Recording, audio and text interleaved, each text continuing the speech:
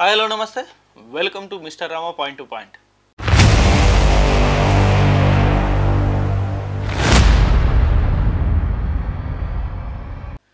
So మొత్తానికైతే Pulivendula YS Jagan గారి అడ్డాలో TDP జెండా ఎగిరింది.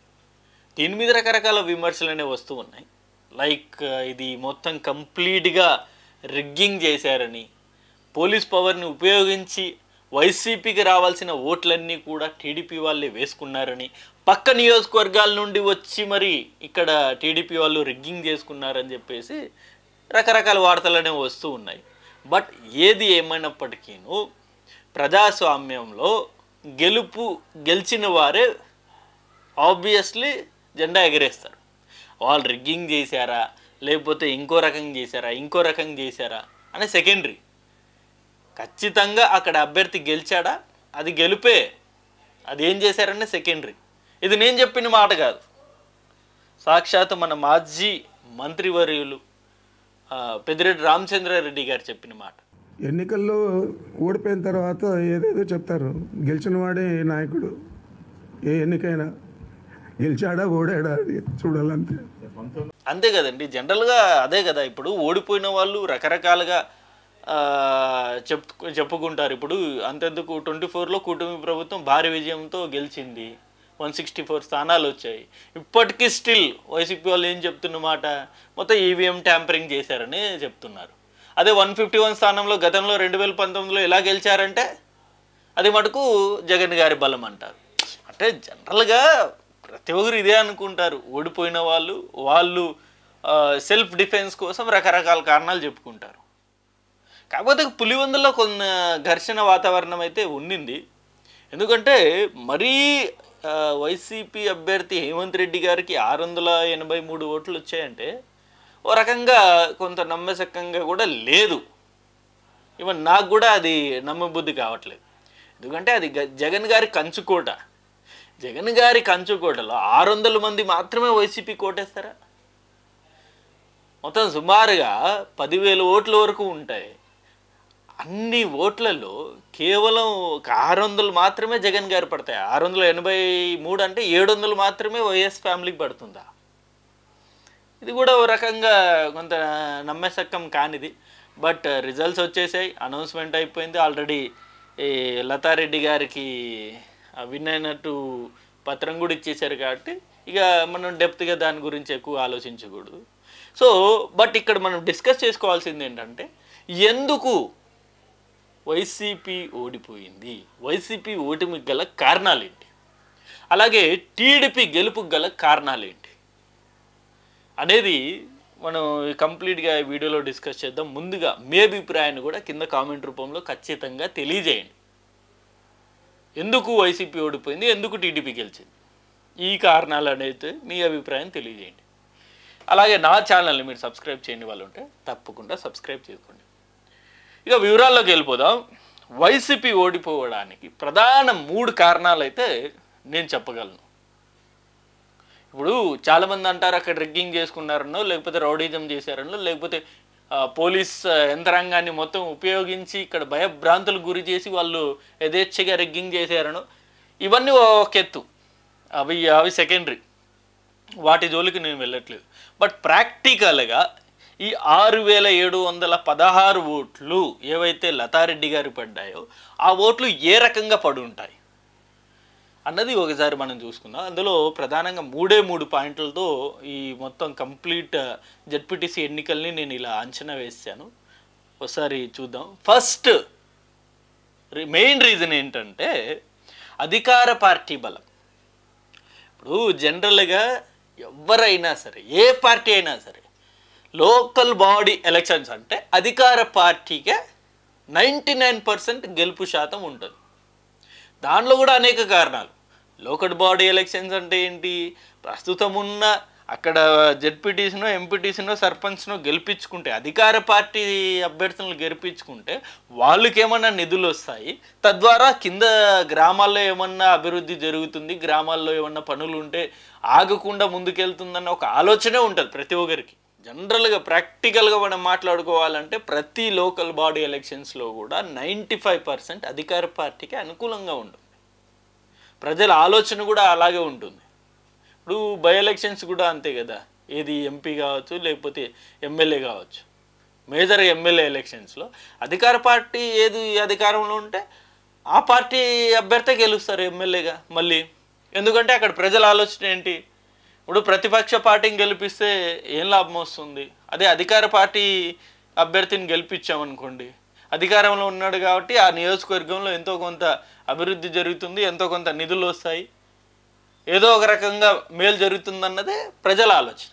అదే ఇక్కడ కూడా వర్కౌట్ అయింది. జెడ్పీటీసీలో అధికారంలో కూటమి ప్రభుత్వం ఉంది. ఇప్పుడు ఇక్కడ పులివెందులో మనం అసలు ప్రతిపక్ష పార్టీ కూడా కానీ వైసీపీ పార్టీని మనం గెలిపిస్తే, అభ్యర్థిని గెలిపిస్తే ఏం చేస్తాడు మనకు? అదే కనుక బీటెక్ రవి గారి భార్య లతారెడ్డి గారిని కనుక గెలిపిస్తే ఎంతో కొంత యూజ్ ఉంటుంది కదా పులివెందుల్లో అన్నది అక్కడ లోకల్ ప్రజల ఆలోచన. ఇది బలమైన రీజన్ ఇది. అలాగే అధికార పార్టీకి ఇంకో అడ్వాంటేజ్ ఉంటుంది. అధికార పార్టీకి మొత్తం వ్యవస్థ మొత్తం కూడా కొంత అనుకూలంగానే పనిచేస్తుంది. ఇటు పోలీస్ వ్యవస్థ కావచ్చు, లేకపోతే ఇంకా కింది స్థాయిలో అక్కడ ఈవెన్ ఎలక్షన్లో వర్క్ చేసే వాళ్ళందరూ కూడా ప్రాక్టికల్గా మాట్లాడుకోవాలంటే కొంత అడ్వాంటేజ్ అనేది ఉంటుంది వాళ్ళ వల్ల. ఎందుకంటే అధికారంలో వాళ్ళు ఉన్నారు, ముఖ్యమంత్రులు మంత్రులు అందరూ కూడా వాళ్ళే కాబట్టి ఎంతో కొంత వాళ్ళకి ఫీజిబిలిటీ అనేది ఉంటుంది. దాని బెస్ట్ ఎగ్జాంపుల్ గతంలో కుప్పంలో జరిగిన ఎన్నికలే. కుప్పంలో కూడా ఇంతే కదా. అసలు చంద్రబాబు నాయుడు గారి కంచుకోటలో వైసీపీ గెలిచిందంటే దాని అర్థం ఏంటి, దానికి రీజన్ ఏంటి? లోకల్ పాలిటిక్స్ కాదు, అధికారుల సహకారము, ఇవన్నీ కూడా క్యాల్కులేషన్స్లోకి వస్తాయి కదా. అధికార పార్టీ కాదని చెప్పేసి వాళ్ళు ఏం చేయగలరు? సో అధికార పార్టీ బలాల్లో ఈ రెండు విషయాలు కలిసి వచ్చాయి కూటమి ప్రభుత్వానికి. ఇక రెండో విషయం ఏంటంటే పులివెందుల్లోనే జగన్ గారికి వ్యతిరేకత. ఇది ఖచ్చితంగా ప్రతి ఒక్కరూ నమ్మి తీరాల్సిందే. పులివెందుల్లో జగన్ గారికి వ్యతిరేకత ఏముంటుంది, పులివెందులు జగన్ గారి అడ్డా కదా అని మీరు అనుకోవచ్చు. బట్ ఇప్పుడు ప్రస్తుతం పులివెందుల్లోనే జగన్ గారికి చాలా వ్యతిరేకత ఉంది. ఏ రకంగా అంటారా, గతంలో అనేక మంది ఈ పులివెందులకు సంబంధించిన నాయకులు కాంట్రాక్ట్ చేస్తున్నారు, చాలా పనులు చేస్తున్నారు. ఆ చేసిన పనులకు తగ్గ బిల్స్ ఇంతవరకు కూడా రాలేదు. ఇప్పటికీ వాళ్ళు ఆఫీసుల చుట్టూ తిరుగుతూనే ఉన్నారు వాళ్ళు బిల్స్ రాబట్టడం కోసం. గతంలో అధికారంలో 2019 నుండి 24 వరకు జగన్ గారు అధికారంలో ఉన్నా సరే వాళ్ళకి ఏ రోజు కూడా బిల్స్ చెల్లించని పరిస్థితి లేదు. ఒకవేళ చెల్లించిన అరకొర బిల్స్ మాత్రమే వచ్చేవాళ్ళు. కంప్లీట్ ఫుల్ ఫ్లెడ్జ్డ్గా ఏ ఒక్కరికి కూడా బిల్ అనేది సెటిల్ చేయలేదు జగన్ గారు. ఆయన అనుకున్నారు మళ్ళీ 2024లో మళ్ళీ నేను వచ్చేస్తా కదా, అప్పుడు దాని తర్వాత చూసుకుందాంలే, ప్రతి ఒక్కరు సెటిల్ చేద్దాంలే, మనోళ్ళే కదా అనుకున్నారు. బట్ ప్రజా తీర్పు అనేది కంప్లీట్ వ్యతిరేకమైంది. సో ఇప్పుడు ఏమైంది, అక్కడ ప్రజలు ఎవరైతే పనులు చేస్తున్నారో, ఎవరైతే ఈ బిల్లుల కోసం వెయిట్ చేస్తున్నారో వాళ్ళందరూ కూడా వ్యతిరేకత అనేది కూడగట్టి వాళ్ళందరూ కూడా కంప్లీట్ కూటమి ప్రభుత్వానికి అనుకూలంగానే ఓటేశారు.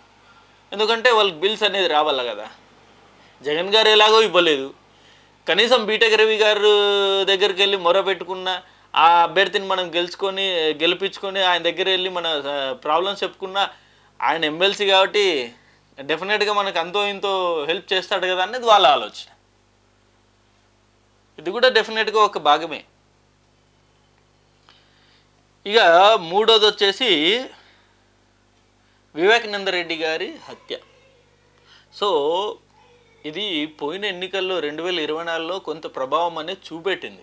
ఎందుకంటే భారీ మెజార్టీతో గెలుస్తూ వస్తున్న జగన్ గారు 2024లో కొంత మెజార్టీ అనేది భారీగా తగ్గిపోయింది.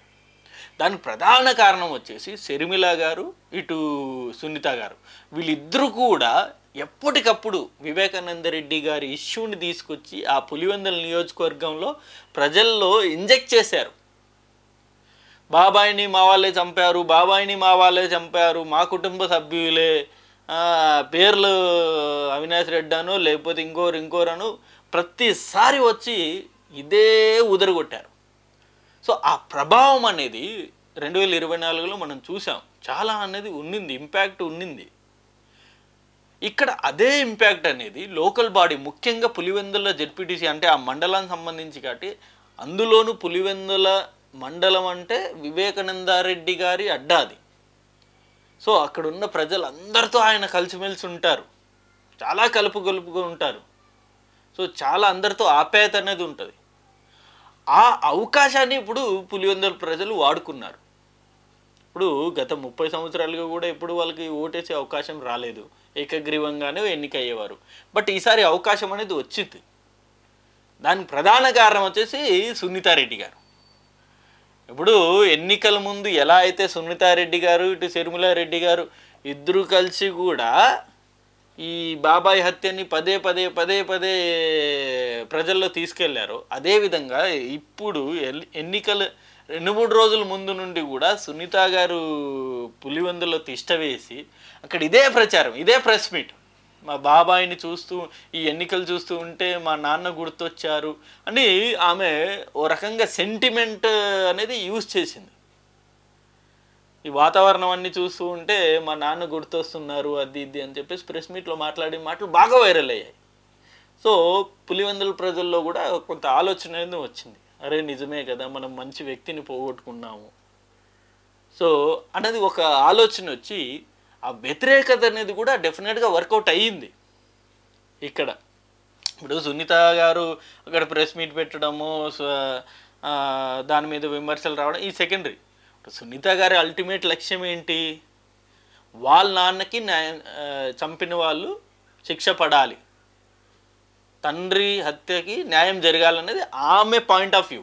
దాని కొరకు ఆమె ఏ రకంగానే పోరాటం చేస్తారు.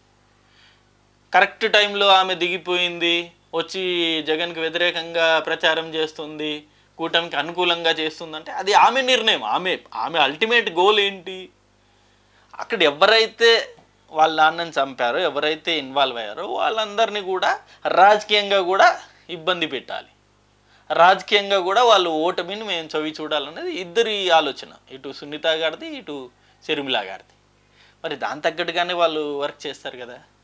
సో అందులో భాగంగానే ఎలక్షన్కి ముందు 2-3 రోజుల ముందు పులివెందుల్లో వచ్చి ప్రెస్ మీట్ పెట్టింది. కథం మొత్తం వాషౌట్. సో ఈ 3 అనేది ప్రధానంగా వర్కౌట్ అయ్యింది. ఈ 3 పాయింట్ల వల్లే వైసీపీ పార్టీ ఘోరంగా ఓడిపోయింది. అలాగే కూటమి అభ్యర్థి భారీ విజయం. అసలు ఇంతవరకు 30 ఏళ్ళు కాదు, అసలు అంతకుముందు కూడా ఎప్పుడే కానీ అక్కడ టీడీపీ గెలిచిందిలే పులివెందుల్లో. అంత అడ్డా రాజశేఖర రెడ్డి గారిది అది. సో అలాంటి అడ్డాలో కూడా ఇప్పుడు లతారెడ్డి గారు 6,716 ఓట్లతో గెలిచారు.